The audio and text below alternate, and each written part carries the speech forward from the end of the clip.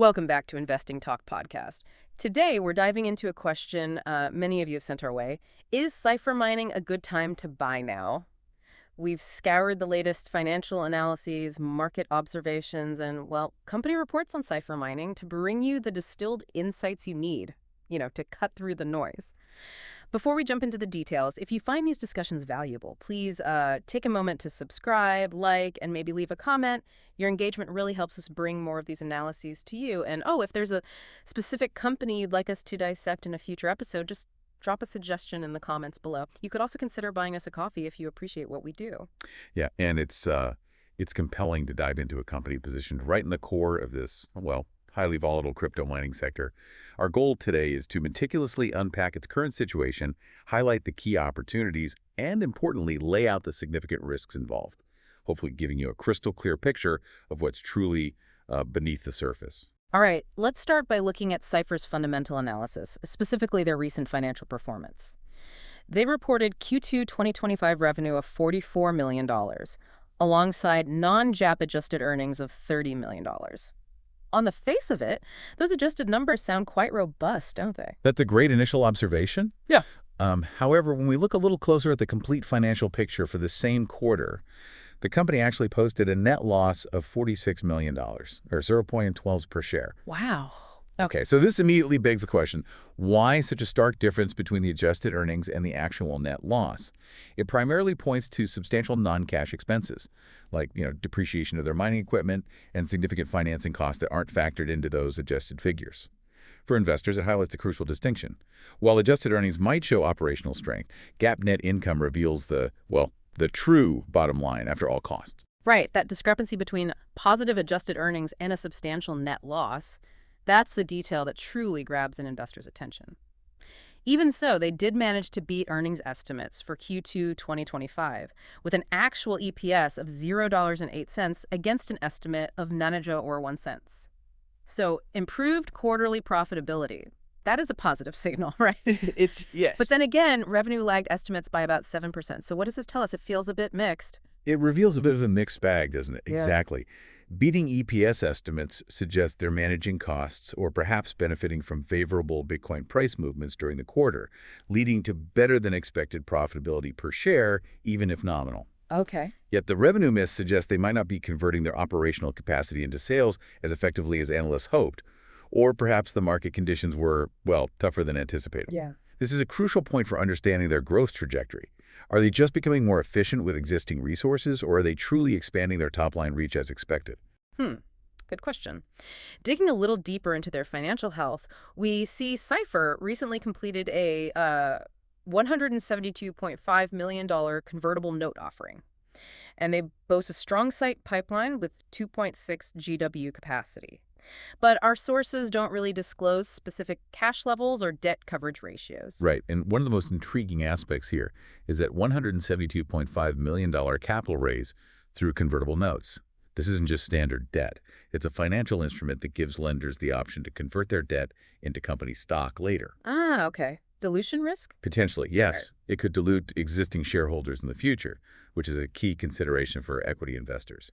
It clearly indicates a focus on aggressive expansion, pouring capital into growth, but it's a double-edged sword. How so? Well, they get the necessary funds for that expansion, but they also take on increased financial obligations and, importantly, potential future share dilution.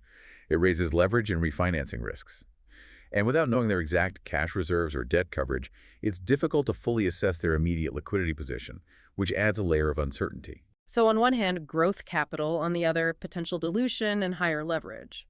How does this aggressive scaling play into their competitive position within the industry? They've rapidly expanded operations and are deploying advanced miners, suggesting they're aiming for a significant scale advantage. Absolutely. Cipher is aggressively scaling, aiming for that prominent scale advantage. But, in this fiercely competitive race, they're up against formidable players like Marathon Digital and Riot Platforms, who also boast substantial operations. Right. They aren't alone. Not at all. Yeah. The critical question isn't just if Cipher is scaling, but how sustainably and how efficiently their energy costs and miner deployment stack up against these larger, more established players. What's also fascinating is their strategic pivot to support both hydro Bitcoin mining and the high-performance compute, or HPC, markets. The HPC angle, yeah. This diversification could potentially reduce their sole reliance on Bitcoin mining revenue, boosting resilience. However, the Bitcoin mining landscape itself is highly volatile. Extremely volatile. Margins are extraordinarily sensitive to Bitcoin price swings and network hash rate increases. That diversification into HPC is a smart move, on paper. But how realistic is it for a crypto miner to genuinely compete in the cutthroat HPC market against established tech giants? Isn't there a risk they're just spreading themselves too thin? That's a really sharp point. Diversification sounds good, but execution is definitely key. Considering all these financials and the competitive landscape, the big challenge for any investor is how do you even begin to value a company like Cipher?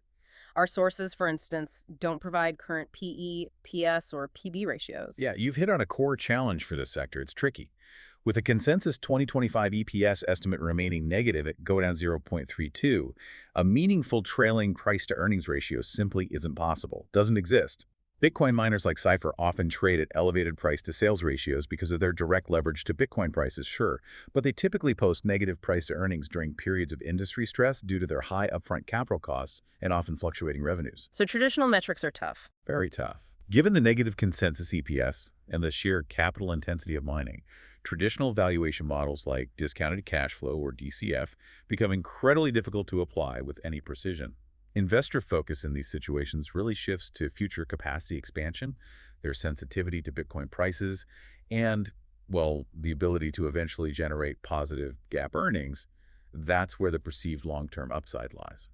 So if traditional methods are tough, what do investors look at when they're trying to make sense of Cipher's valuation in this speculative landscape? What are the practical metrics they might consider? Well, astute investors, when traditional metrics are out of play, often pivot to metrics like enterprise value, EV to exahash per second capacity, so EV to EHs. Okay. This metric attempts to value the company's entire enterprise against its raw mining power. They also closely track the company's monthly Bitcoin production and the efficiency of its operations, often measured in joules per terahash, which is basically how much energy it takes to mine Bitcoin. Efficiency is key. Crucial. Ultimately, the valuation becomes highly tethered to the Bitcoin price trajectory itself. Investors are essentially making a leveraged bet on the future of Bitcoin when they buy into a miner. It's less about a steady stream of earnings and more about the potential for exponential growth tied to a volatile underlying asset. Makes sense. Switching gears a bit to technical analysis, specific price levels aren't available from our sources, but we can certainly infer trends. Historically, earnings announcements for companies like this can drive significant short-term volatility. Oh, absolutely. That's certainly true. And when we consider the broader picture, Bitcoin miners like Cipher typically experience extreme price volatility. Their momentum often closely tracks Bitcoin futures. So they follow Bitcoin pretty closely. Very closely, usually. For technical traders looking at this kind of stock, you typically want to analyze volume trends accompanying price movements, observe key moving averages for potential support or resistance, and most importantly, watch its correlation with Bitcoin's own technical patterns. For example, the Cipher consistently finds support at its 50-day moving average during Bitcoin pullbacks.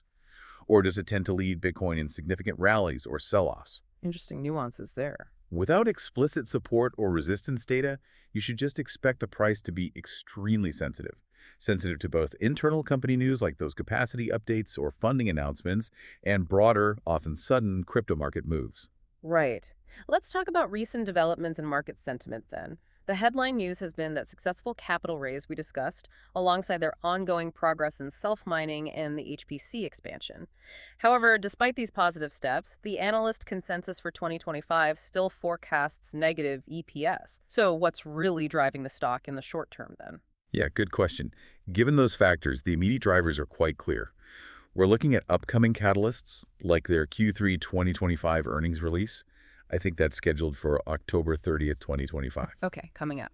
Then there's the completion of miner deliveries, which will bolster their operational capacity, and further updates on their Black Pearl Phase 2 project. And of course, the ever-present, undeniable force. Bitcoin price swings remain a daily significant catalyst that can move the stock dramatically, regardless of company-specific news. Always Bitcoin. Beyond these immediate catalysts, what should investors be watching for as long-term drivers? What's the bigger picture here? From a long-term perspective, several factors are critical. The full ramp-up of their self-mining operations to their projected 23.5 exahashes per second is paramount. That's a big target. Huge target. Achieving successful penetration into the high-performance compute market is also a significant long-term driver. As we said, this would diversify their revenue streams and potentially stabilize earnings. Beyond company specifics, regulatory developments affecting crypto mining both domestically and internationally will play a huge role. And lastly, any consolidation or M&A activity in the mining space could dramatically impact valuation, as these companies often benefit from increased scale and, well, reduced competition. Given all of this, what are the primary risks for investors considering cipher mining? It sounds like there are quite a few layers to unpack. You're absolutely right. The risk profile is multifaceted. First and foremost, Cipher mining has a high dependency on Bitcoin prices. A sustained downturn in Bitcoin would severely impact their profitability, no question. Definitely. They also face substantial capital expenditure requirements to maintain and grow their operations in a rapidly evolving tech landscape. These machines aren't cheap and get outdated fast. Then there's significant execution risk in ramping up both their mining and HPC operations. Ambitious plans are great, but delivering on them is another challenge entirely.